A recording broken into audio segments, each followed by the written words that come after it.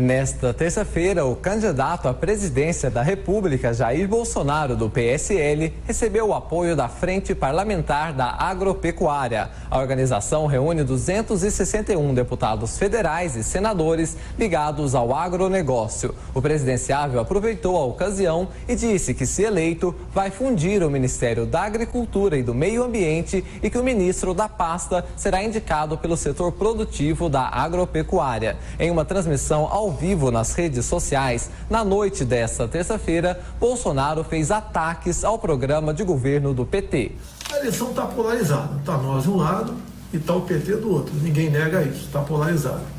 Se houver segundo turno, eu acho que não haverá, mas se houver, não há dúvida que será entre nós e o Haddad. Dificilmente alguém diferente conseguirá entrar aí. Então, olha só. Vocês têm que ver um plano de governo do PT. Eles perderam, mano, dá vergonha.